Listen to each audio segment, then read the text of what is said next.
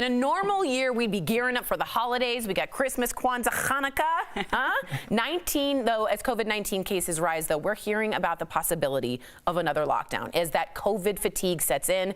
So, of course, we had to bring in Dr. Kohli. It is lovely to see you again. She joins us live. As we mentioned earlier, Doc, Dr. Fauci said a lockdown is avoidable, but he has this message for people who are getting a little antsy. Take a look. Help is really on the way. You know, if you think of it metaphorically, you know, the cavalry is coming here. Vaccines are going to have a major positive impact. All right. So, Doc, do you agree with the doc? Can we get through the pandemic without another lockdown? I do agree, Tori. I mean, who am I to disagree with Dr. Fauci, who is my ultimate idol and role model? But I have to say that I want to add something to what Dr. Fauci is saying, which is that any of the restrictions or any of the things that we're doing are not going to work if they're going top down. So 49% of Americans actually say that if we had another lockdown, you know, they would abide by it, which means that 51% say that they wouldn't.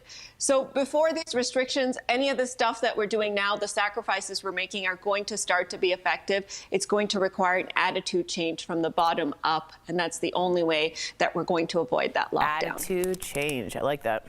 So, Dr. Kohli, Dr. Fauci says help is on the way, and we don't know if that'll come for some people in December, some people in April. But right now, COVID fatigue is real, and people desperately want to travel to see their family, so much that they're buying fake COVID results, fake negative COVID results on the black market. What do you think about this level of desperation?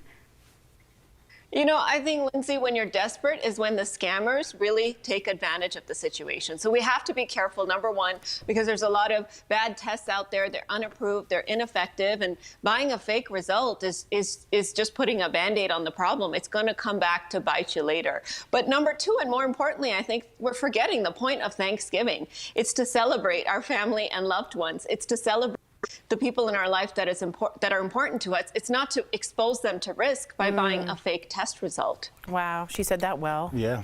Dr. Kohli, as the pandemic continues to get worse, the U.S. is being considered as a humanitarian disaster, and even doctors without borders are being sent to America.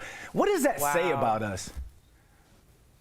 You know, it tells us that we've completely mishandled everything, but it's not too late for us to make a difference. If you look at the numbers, you guys, there is one person dying of COVID every minute. So just to put that in perspective for you, that's 4 747 planes every single day. So it's essentially like having 4 plane crashes every single day, and we've become numb. So I think, you know, we really do need to start thinking about this as not just a medical crisis, but a humanitarian crisis. The fact that doctors are coming from other countries to help us should help us really understand what a bad place we're in right now and how hard we all have to work to turn it around. That is so impressive. Thank you for putting it like that. Also, I always think maybe like the AIDS quilt. Do you remember the AIDS quilt when they laid out everybody that was on there for so long and it went on and on? A visual of how many people we have lost might be helpful for people, because when you said that, all three of us were like in shock. That was well said. Dr. Kohli, thank you so much for being the voice of reason and for being so awesome.